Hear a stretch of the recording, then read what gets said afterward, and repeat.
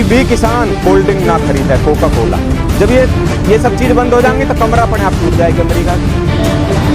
Diplomatic relation बहुत बेकार है इंडिया और अमेरिका के, और ये अमेरिका पहले से ही भारत के ना तो कभी सपोर्ट में रहा है और ना जो आगे रहने वाला जी है। हाँ दोस्तों, भारत के किसानों ने अमेरिका के खिलाफ मोर्चा छेड़ दिया है।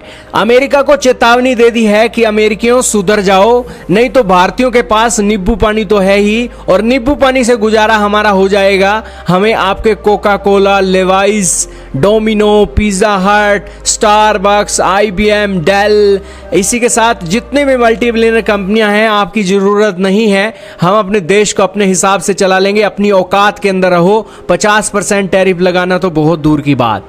दोस्तों, भारत के किसानों ने आज पार्टीशन हॉरर रिमेम्बरेंस डे के मौके पर एक ट्रंप के टैरिफ के खिलाफ रैली निकाली है, जिसके अंदर उन्होंने अपने किसानों को अवेयर किया है कि कोका कोला को डिच करो, क्योंकि डोनाल्ड ट्रंप 50% जो टैरिफ लगाया है वो हमारे एक्सपोर्ट को प्रभावित कर रहा है।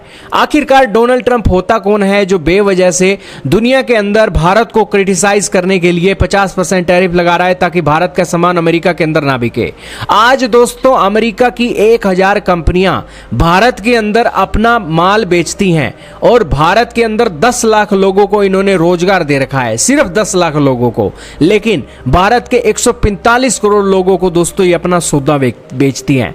भारत की जो चीजें अमेरिका के अंदर बिकती हैं वहां पर उनकी कंपनियों के अंदर दोस्तों उनको भी, अमेरिकी लोगों को भी रोजगार मिलता है। लेकिन फिर भी दोस्तों, अमेरिका भारत के साथ इस तरीके से भेदभाव कर रहा है, जिस कारण से भारत के किसानों की चेतना जागी है और उन्होंने अमेरिका के खिलाफ प्रोटेस्ट छेड़ा है।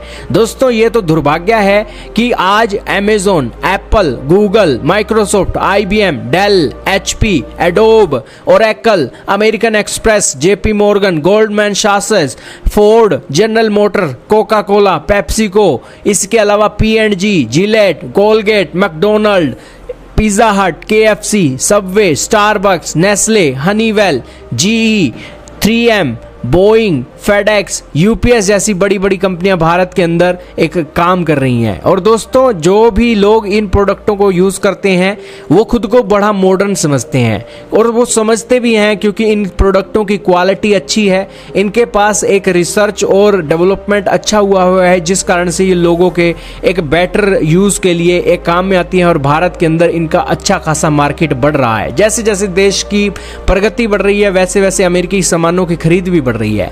लेकिन दोस्तों, भारत के अंदर तो 1000 कंपनियां रोजगार हासिल कर लें, लेकिन भारत का सामान अगर अमेरिका में बिके तो 50% टैरिफ देना पड़े, ये कहां का दोस्तों एक सही चीज है। यही कारण है कि ज्यादा समय के लिए बॉयकॉट करने की बात हमारे किसान नहीं कह रहे हैं, वो कह रहे हैं कि बॉयकॉट करो अमेरिका की कंपनियों का, अमेरिका के सामानों का। और दोस्तों, ये करना भी चाहिए। 1000 कंपनियों का बॉयकॉट होगा। अमेज़न का बॉयकॉट कर दो दोस्तों, कितने दिनों के लिए? 1 महीने के लिए कर दो।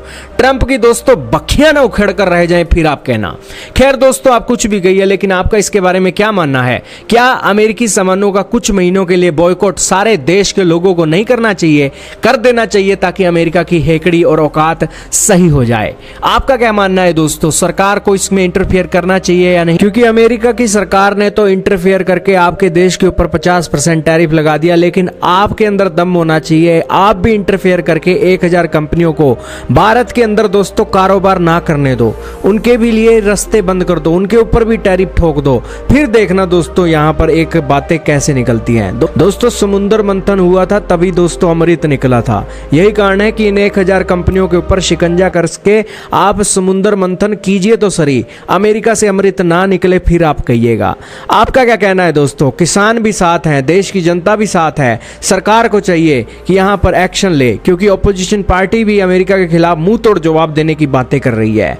खैर दोस्तों, ये समुद्र मंथन अमेरिका और भारत के बीच में होना चाहिए या नहीं, कमेंट में जरूर बताइएगा।